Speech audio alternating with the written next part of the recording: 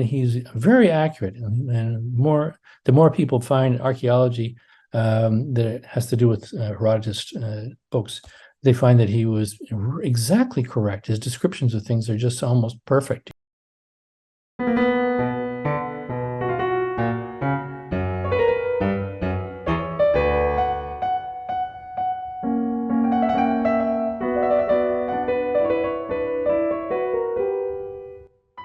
Who were the Scythians? Why were they so important yet rarely discussed? How can we see their impact today? And why did they travel with their cats? Hello, my name is Anya Leonard, founder and director of Classical Wisdom. You're listening to Classical Wisdom Speaks, a podcast dedicated to bringing ancient wisdom to modern minds. Today's Classical Wisdom Speaks is with Christopher Beckwith, an American philologist and distinguished professor in the Department of Central Eurasian Studies at Indiana University in Bloomington, Indiana. He's the author of many books, including The Scythian Empire, Central Eurasia, and the Birth of the Classical Age from Persia to China, of which we'll speak about today. But before we begin, a quick reminder to check out classicalwisdom.com to sign up for our free newsletter or become a member to help support the classics and enjoy all of our resources. Now, onto language as an identity, modern Scythians and myth-making, and why we should listen to Herodotus a lot more. So I just wanted to start off with the Scythian Empire. You've written a great book on Central Asia and the birth of the classical age from Persia to China. And this is a group of people that are sometimes overlooked or misrepresented. But let's just start straight away with the basics. Who were the Scythians? Well, big question. Big question. They were people who basically it means people who spoke Scythian. That's where you usually start out. And that's the major national identifier, self-identifier of a people. And their language is an Iranic language related to languages of Iran, Persian, Kurdish, Pashto in Afghanistan, and Persian is also spoken out in Central Asia and Tajikistan and in Afghanistan. But that's a different branch of the Iranic family of languages. So Scythian is the other branch, and Pashto belongs to that branch. So it's a very important modern language, except that most people don't realize that it's a descendant of Scythian because nobody says that.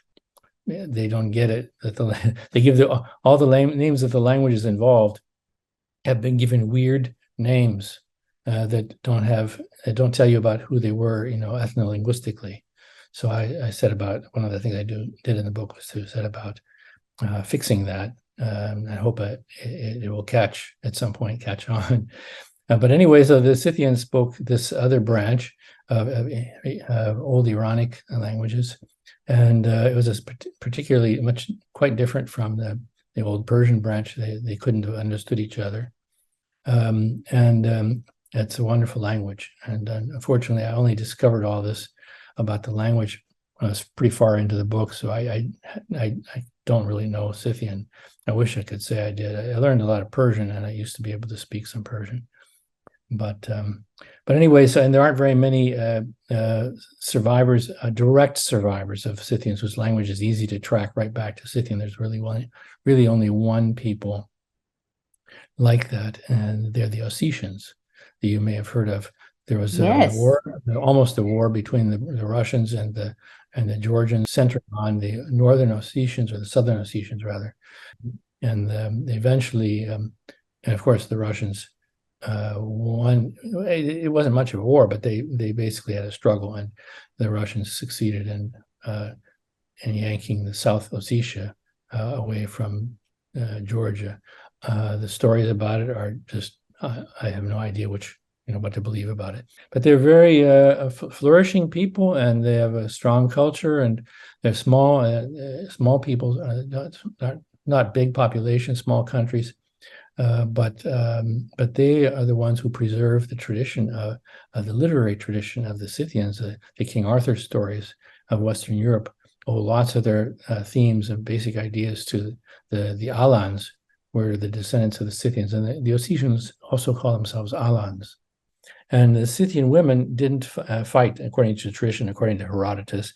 And apparently they did stay in the home, in the tents, on the tent house wagons, is where they stayed. There is a story in Herodotus, also discussion about this between the Scythians and the Amazons. Amazons are Greek mythologized. Sauromatai, the Sarmatians, as a slightly later dialect of Scythian that came in. So they fought with each other for a while. But they had about a 50-50 split in the number of warriors' graves that are found that are male and that are female. So the women wore the same clothes, used the same weapons. Everything was the same, except they had some trinkets when they were buried. There were feminine trinkets, which the men didn't have. That's about the only way they can tell the difference between them. So those were a little bit after these first Cimmerians. Then after the Scythians, then there were these Sauromatai or Sarmatians in anglicized form, who spoke Scythian. You were saying that there was a moment, though, when these earlier Scythians were kind of having conversations and interactions with the Amazons? Yeah, so no, they ruled over the area, and the area, originally the speakers there in Media, they didn't speak anything like Scythian. So the Scythians, they couldn't talk with them, but they married the women. Mm-hmm. You fight the men, kill off the ones who fight back. So that leaves a lot of available women. So they're young men, all young men. And so they had to stay there. That was where they stayed. They were assigned there. It was like a duchy. The empire, the Scythian empire, consists of the ruler at the top, like the king of kings, and then subordinate kings who are like dukes. So I call them dukes. And then below them, another subordinate level, you can call them earls or counts or whatever you want. The different levels of each one with like a pyramid within it. And when they were there, they got married to the local women. They had families. And then guess who the children learned their language from? Who's there all the time to practice with? Mom. Well, how is Mom Scythian? Pretty good, but not quite as good as a native Scythian speaker, right? So then in every area, a little bit dialect got involved with it. So wow. You don't think about how quickly it can evolve that way by just having basically second language speakers teaching their children. Yes. That's exactly how it happens. And it happens within one generation as a rule, 2 generations, maybe, but usually it's 1 generation. Maybe. So they learn how to speak the language, and they learn the customs. They learn everything. The Scythians, Herodotus tells us by the way, the best, you asked what to read. Herodotus, still the best thing to read about the Scythians.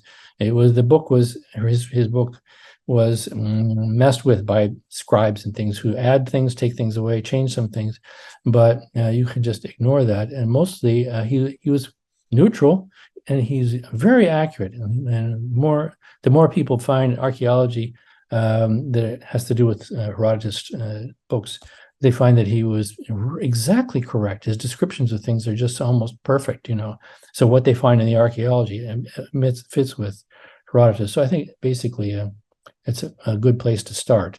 I was going to ask if you feel like Herodotus has been a bit justified of late, because it wasn't very long ago when people kind of dismissed most of what Herodotus said.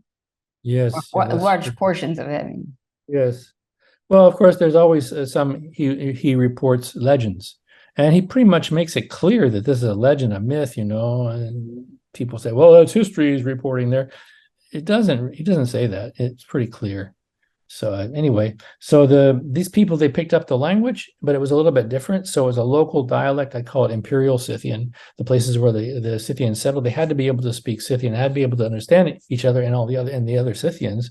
So it had to be understandable. So even if they did speak with an accent, or some grammatical problems or whatever, because they learned it pretty quick. When Dad was home, it wasn't very often. He was out there fighting and so on, and then he maybe would get killed in battle. And what's Mom going to do? She's going to raise the children, and the government is still Scythian. So Scythian is the language to go with, right?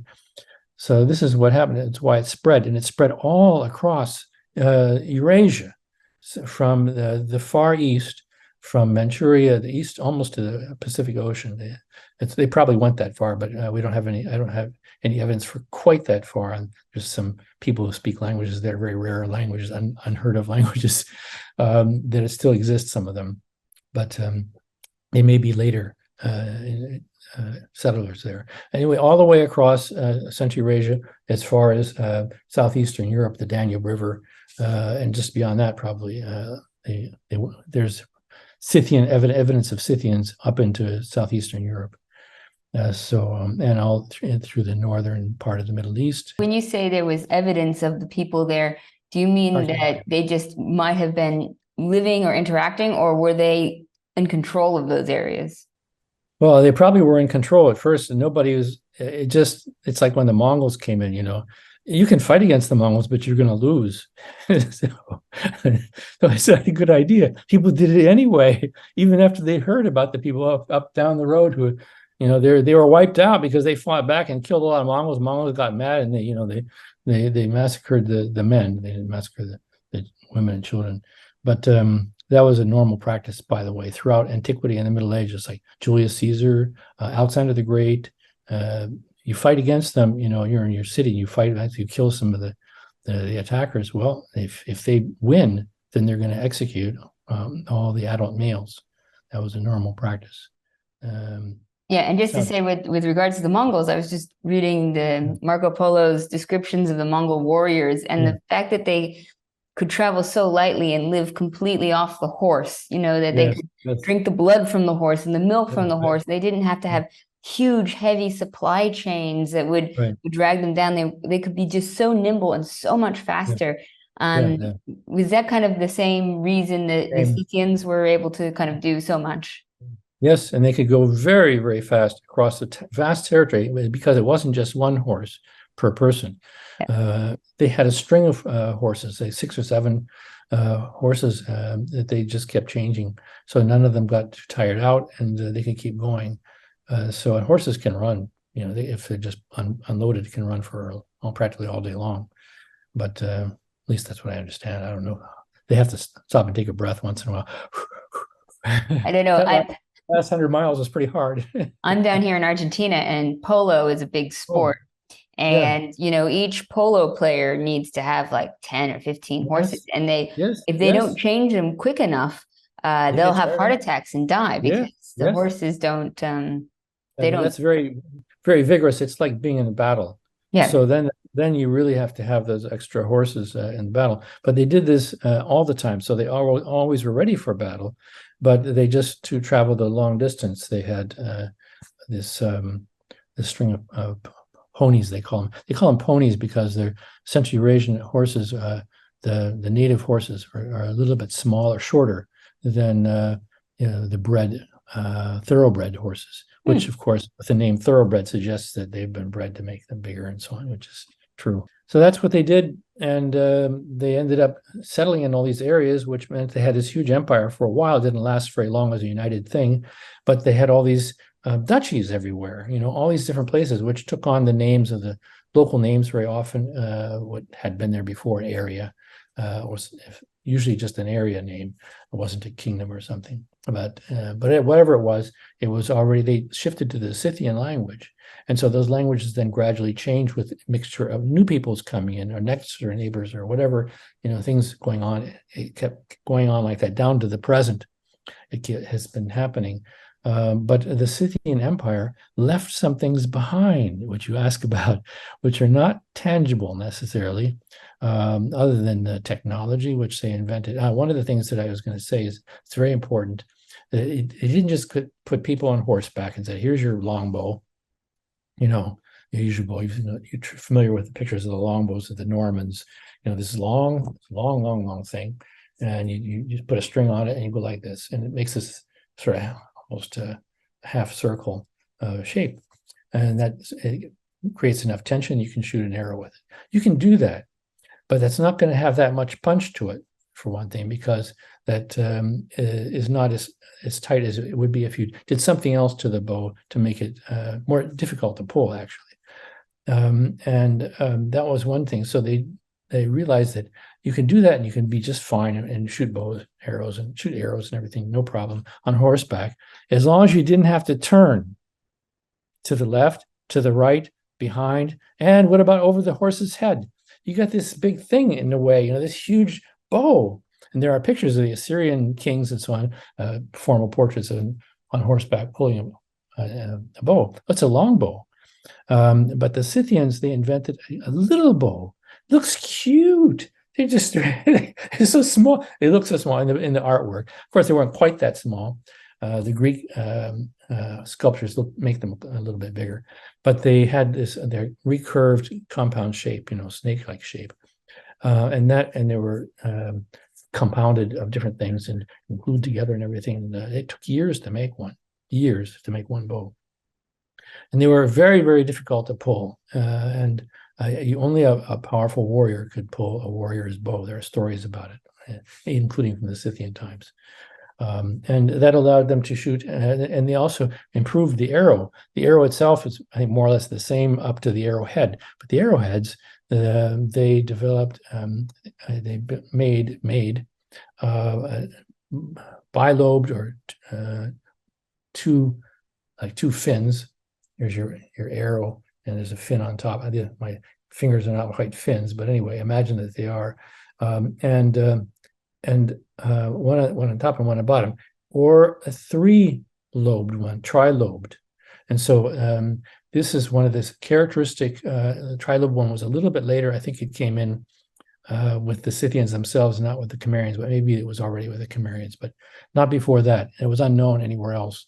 And that's a standard archaeologists list that as one of the they call it the Scythian triad, 3 characteristics of Scythian archaeological deposits, their grave culture. As you can guess, with those fins on it, it's like an airplane. So it's aerodynamically better than the other ones, which were just a little blob of something there, a piece of stone or a piece of bronze or something. And they make these, and they cast them out of bronze. They're beautiful, actually, very beautifully made. And a lot of the Scythian stuff is like that. They were, I think, artists, actually, as well as philosophers and everything else. We used to run a series of articles about them, and I remember one was called the AK-47 of the ancient world, describing all the different arrowheads and stuff. Yes. But didn't they also used to use poison a lot with the arrowheads? They did use poison. That was common for almost everybody to use poison. Okay. And it's very dangerous, but they did. I was going to say also that the Scythians figured out at some point, there's the story is recounted as a historical event in the Chinese histories about the later Scythians. They're called Xiongnu in modern Chinese pronunciation of their name, which is a word for Scythian. It's just another word for Scythian. But anyway, they how that happened. His son was trying to determine how to overthrow his father, who had tried to kill him, having been killed and everything. He escaped. He survived. Father had to reward him for being so brave and everything, escaping from the enemy.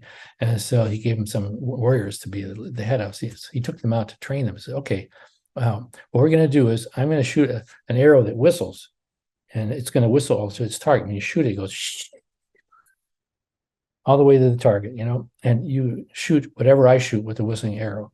Anybody who doesn't shoot what I shoot with the whistling arrow is going to have their head cut off. This is the story. Yeah. So, all right, I'm going to do that, So he starts off shooting, a deer or something like that. No problem. Everybody shoots the deer, And then he shoots something, his father's favorite horse, or his own favorite horse. And he shoots it. Some people say, oh my God, I don't want to shoot his favorite horse, So off of the head. This is the story. Nobody has any idea if they did it this way. They probably just figured it out without all the execution. But the Chinese like to say, these are people, these are monstrous foreigners, they're barbarians, kind of thing. And so it makes a better story. There are some of those in Herodotus too, by the way. But anyway, so you wonder if he had much of an army afterwards, I mean, well, yeah, it's just a few people. He just said those who did, whatever. And then finally, he shot. The next one he shot his father's wife. I think it was, his father's wife. Poor lady, and she got killed. Some people didn't want to shoot her. They're good boys, but they didn't obey the orders, and so they were executed. This is actually in the think military. If you don't obey orders, you're actually executed in wartime. If you disobey orders, that's the actual traditional punishment right down to the present day. And so anyway, and then finally was the the king himself, and so this prince shot him, and everybody else shot him, and he said, so it worked, and off they went. So it was shooting I guess it was shooting the queen was the one that proved that he got trained them all. Everybody obeyed, and nobody dared not to shoot it. He had several stages. I forget which one is which stage, but anyway. So the thing is, what did that do?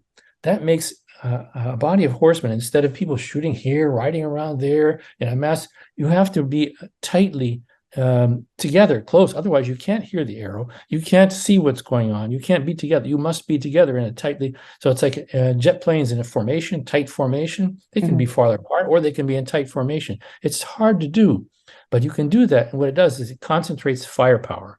So this means it concentrated the firepower in a small place. So all those powerful Scythian bows and their Scythian bronze arrowheads are all going bang, bang, bang, bang, bang, all in the same place at the same time. And there's almost nothing could fight against that. All throughout antiquity and the Middle Ages, it remained the way to do it. And it was essentially Eurasian development. And it seems the Scythians are probably they're the first people who are historical that we know who used it, according to the traditions and the histories. So, but there are some other questions, and one of the ones I wanted to answer is, why did they travel with their cats? Yes, I saw that, and I was like, I'll be honest, I'm a cat person rather than specifically a dog person. And I know, you go to places like Turkey today, and there's still a huge tradition of loving cats. And, I know people often say that's because of Muhammad apparently loved cats and once, cut off a bit of his robe rather than wake a sleeping cat. So I was just very curious, because cats aren't really known for traveling. So it's interesting that there's this culture in the sort of the same region that somehow had this thing with cats. Well, see, they didn't probably go with the Scythians on their undoubtedly didn't go with them on their campaigns or hunting or whatever like this. Cats are not built for that and can't deal with the dogs. They took dogs with them, of course. They did stay in the home mainly. Those houses, well, the houses did move, but they moved glacially slowly. An ox-drawn cart, an ox cart, moves slower than a person normally walks without hurrying, without trying to speed walk. It's really, really, really, really, really, really, really slow. And so they probably undoubtedly did not conduct any campaigns with the women. They stayed in the ox carts, and some of the women came along, maybe, but clearly the creolization is mainly going to work with the young men mating with the local women. It doesn't necessarily have to be. Could be women. There were undoubtedly some women, even in the army, but they're very rare, I think, in Scythian, among the Scythians proper. It was only the later Sarmatians that had lots of women warriors.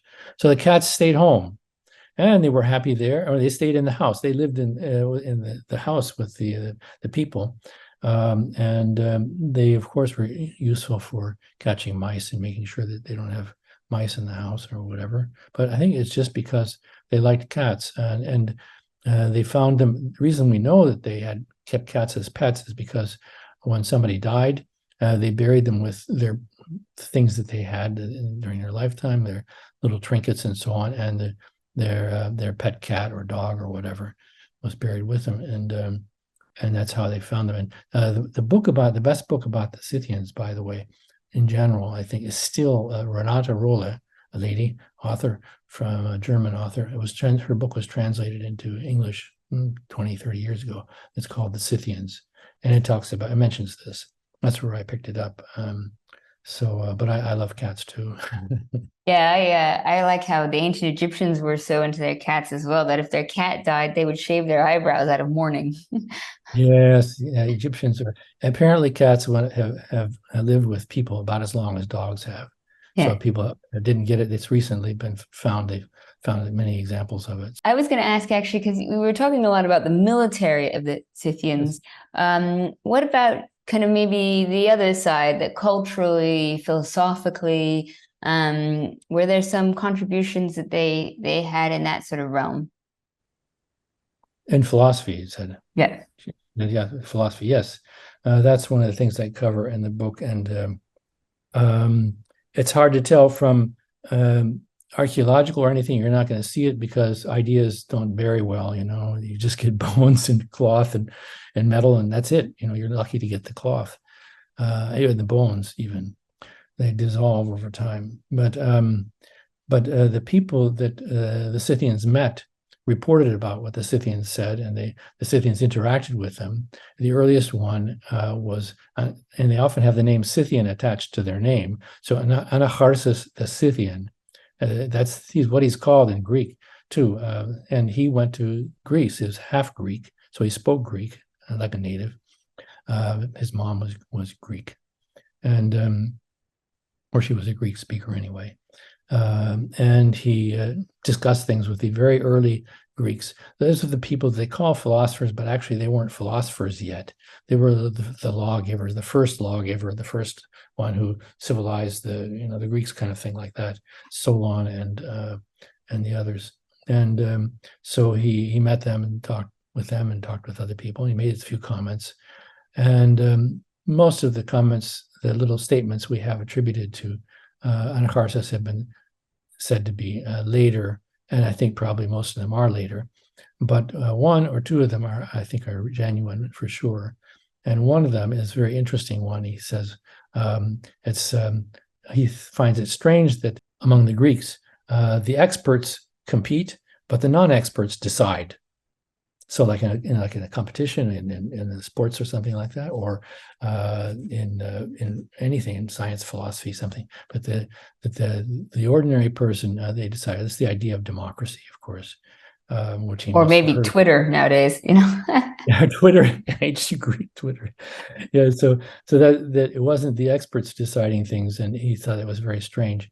And that's because among the Scythians, there's a hierarchy. It's a feudal hierarchical social political system. And also in the philosophy, because at the top there's heavenly God. This is who they usually call it. And most of the languages that have gotten this from the Scythians. We actually have things written in those languages and say the God of heaven. That's what they say. But also in Scythian itself, we have some texts in Scythian, but they're not called there in Scythian. As I said, they give them weird names. They're written. They're in a collection of literature. It's called the Avesta, and the Avesta is the word. And the name they give to the language, it's an Iranic language, old Iranic language, different from Old Persian, very different.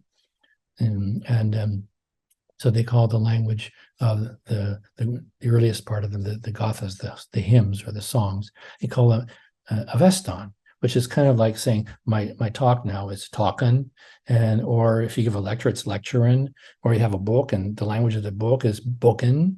This is exactly what it is. It's not telling you anything about it.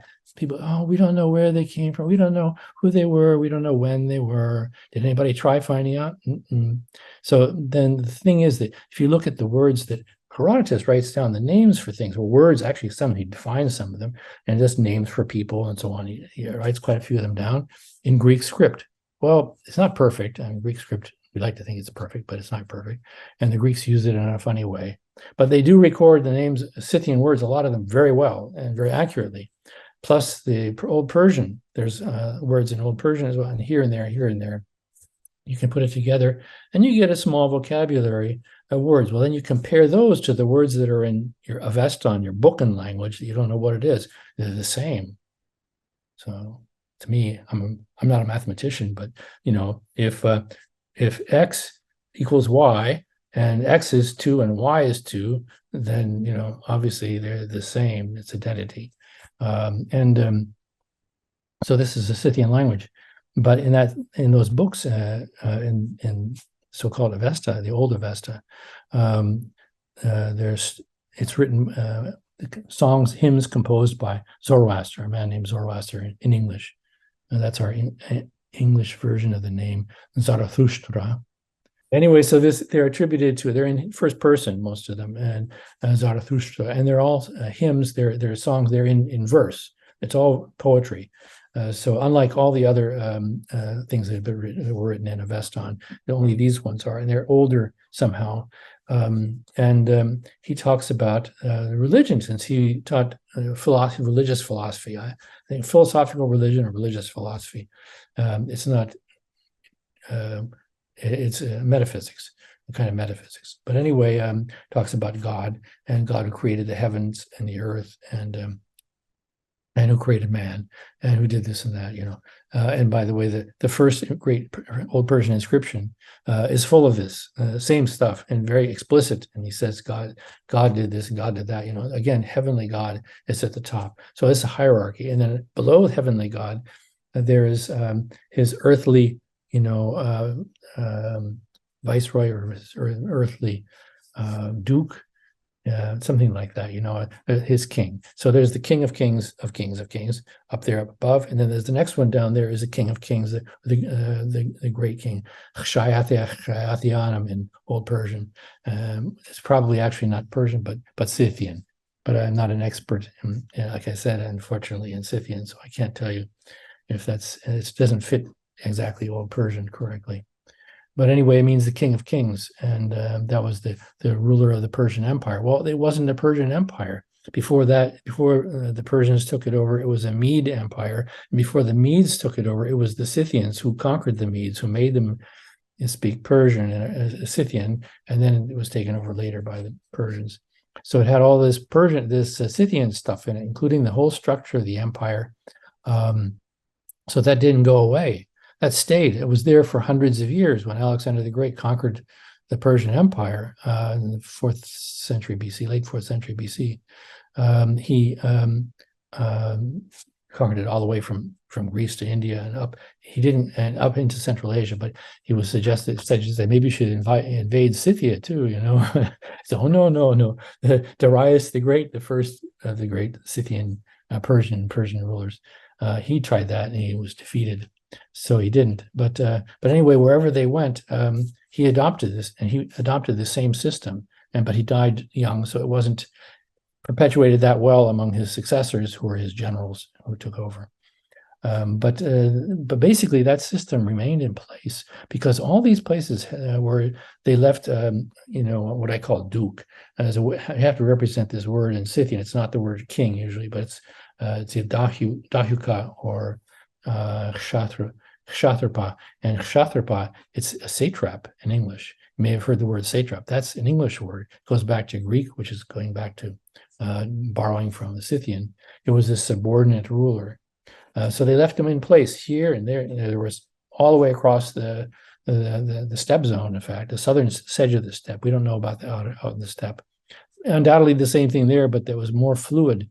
So that changed a lot. When the Sarmatians came in, they had already done the same thing the Scythians did up in the steppe zone. But the marginal areas remained Scythian in language. The Scythians, Sarmatians spoke Scythian too, actually, just with an accent. But all these places remained, and they had the same system, and they had the same lineage, which went back to heavenly God. So if you want to have a proper lineage, you had to have that lineage. That continued all the way down until just before the Mongols. Wow. The same lineage with the same name. I just gave another lecture about this a few weeks ago. When you first say, oh, we're going to talk about the Scythians, you think it's going to be niche, but it's not at all. But you have mentioned quite a few times, like the Greeks and the Romans, and that is technically the kind of shtick of classical wisdom. So I'd love to know how the Greeks and Romans viewed the Scythians and how that has impacted how we see them to this very day. Yeah. Okay.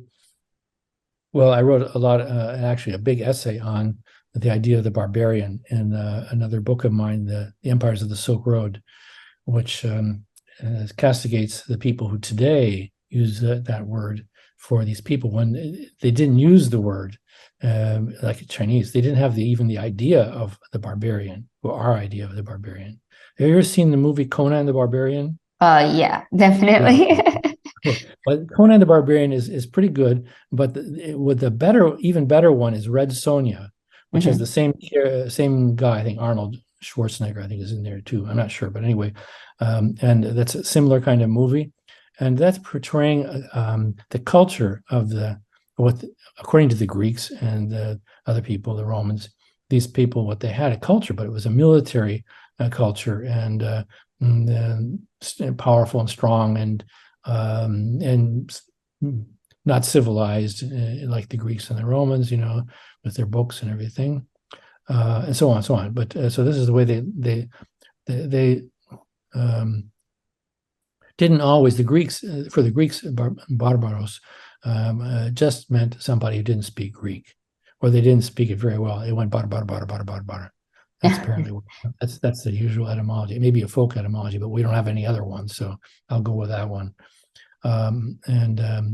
And so it didn't mean that they were anything bad about them, but just the name itself. But it was after the Persian Wars were pretty gruesome finally, and then they started turning it. They used it for the Persians mainly, not for the Scythians, by the way. The Scythians too. The Scythians were part of the Persian Empire. There were Greeks in the Persian imperial forces too, by the way. It wasn't just Persians. It was everybody who part of the Persian Empire. The Greeks, half of Greece, the Greek-speaking area, most of the Greek-speaking area was in the Persian Empire at the time of the Persian Wars. Plus, there were Scythians who were the most powerful fighters, according to Herodotus. Still meant just foreigners in Greek texts. I've read later Greek texts, and I'm not a Greek specialist, but I don't get the feeling that most of them have anything particularly negative to say about them. It's just the term that they use for foreigners. They weren't Greeks, and they want you to know that, because of course being Greek is the only thing that really matters. It's the best thing in the world. But and the Romans took it on from the Greeks. The Romans teachers were all Greek slaves. And by the way, they didn't have slavery in the steppe zone down until modern times in the Central Asia part of Central Eurasia. That's why it's important to use Central Asia. And Central Eurasia is the whole big thing, like Siberia, including Siberia and all that stuff, a huge territory. That's Central Eurasia from east to west. And Central Asia is kind of in the middle, including the Stans and Afghanistan and so on, like that area. They did have some slavery apparently, and that's where the slave trade was handled. And probably the Scythians participated in it. Undoubtedly they did. And some of those who lived close to the Central Asia, they would take captives in battle or something and sell them.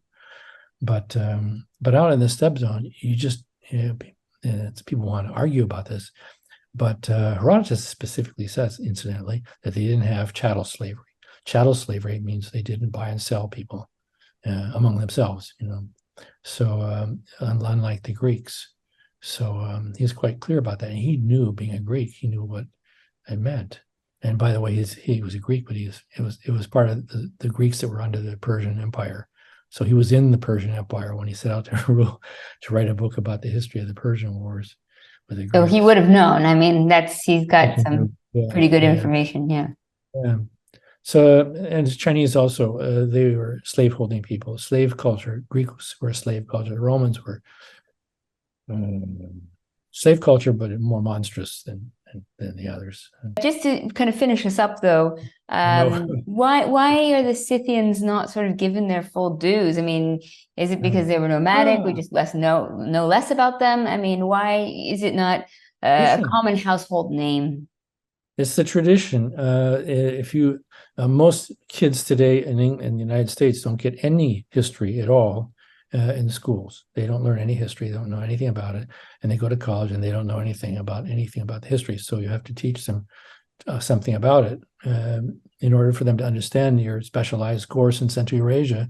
If they have no idea about, and they also don't get geography. So the word Eurasia, most people, including most adults who are educated, don't know where Eurasia is, and that they don't realize that Europe and Asia are not continents. They're just two regions within one continent, which is Eurasia.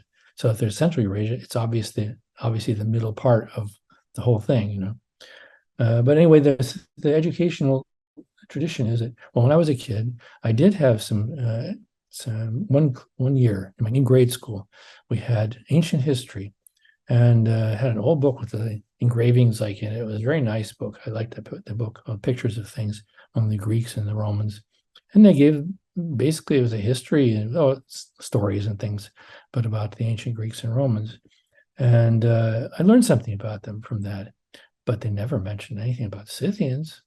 Well, they didn't mention that the police force in Athens in classical times, the height of classical Athens, the police force was Scythians.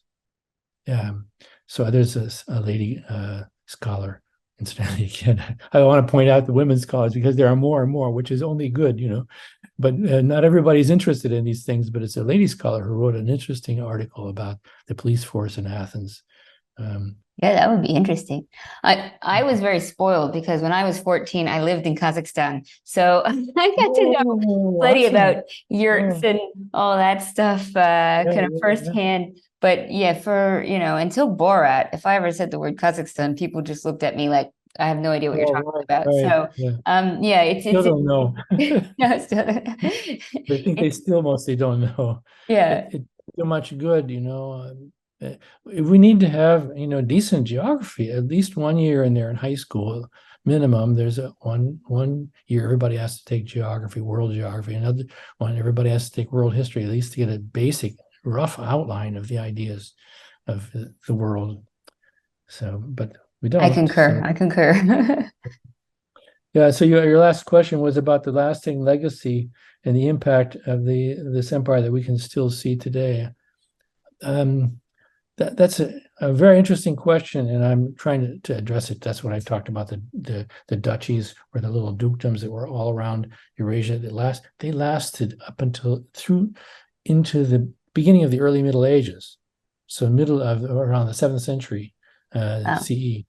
Yeah, that's how these realms lasted, and they had this lineage. That was the lineage, the Scythian lineage, which some of them knew it was the Scythian lineage, and then the Turks. Who did much the same thing the Scythians did earlier. The Turks did the same thing, conquered the whole steppe zone as fast as they could, riding all the way across, not quite as fast as the Mongols, but pretty fast. They got to the Byzantium. They sent an embassy. They didn't attack it or something, but they sent an embassy from their forces in the west to them and said, and they say, well, so who are you guys, So, and then they said, we're Sakas. Well, Saka is one of the most common words for Scythian, the usual word for Scythian in later Scythian times. And they call themselves Sakas. It comes from the same word, believe it or not, Skuthas, Scythian. But they call themselves, we're Sakas. And the Greeks use that word specifically, not the word Scythian, which they usually use for anybody who came from Central Eurasia, no matter what language or whatever, is that's who we are. Why did they do that? When they got to the Chinese in the East, they did the same thing. We're Sakas. People have misunderstood it because it's written in a Chinese character. Chinese characters all have meanings, very often very silly, weird meanings. Why do they rope? Well, that's because it's pronounced sock. Excuse me. That's how they said it. They said sock or saka, and probably saka still when they said that's who they were. And what was that? That meant it was the lineage. They had the same authentic, legitimate royal lineage that went back to heavenly God. That was the most important thing to have. You had to have that in order to have a successful empire. So that continued for a very long time. It doesn't continue down to the present. Central Eurasia their whole traditional culture was destroyed in the 18th, 19th centuries by the Chinese and the Russians. We don't necessarily need that, but it does tell you something that lasted for a very long time, at least. And other things are the philosophy, which I didn't get to say much about. I was going to talk about Buddhism. The Buddha, did he have those ideas out there in the steppe zone? Probably did. It's the ideas of Anacharsis. His one legitimate, definitely, clearly Anacharsis statement matches exactly what the Buddha was saying. And Lao Tzu says the same thing. Lao Tzu. So that's not a coincidence. And Lao Tzu, by the way, his name is actually a corruption ultimately of Gautama. Gautama was the personal name of Buddha. Gautama Buddha. So his name was Laudan in modern pronunciation, but it was actually Gaudan from Gautam in ancient times. Wow, that's fascinating. Yeah, most people would have no idea. I mean, I had no idea. Yeah. So, but their philosophy is today, people love Taoism and Buddhism, and the Greeks, among the Greeks, the skeptics, the ancient skeptics, said that the first skeptic was Anacharsis. That's one of the different stories that they have. He was the first skeptic, true skeptic. And they were right, I think. Well, I got to thank you so much for kind of opening up a window into this world, because as you say, it's once you start getting into it, you just realize how much depth there is, how much influence, how important they were in history, and yet not discussed nearly enough. So I'm glad to give the Scythians some airtime. Thank you. Thank you very much. Thanks for inviting me.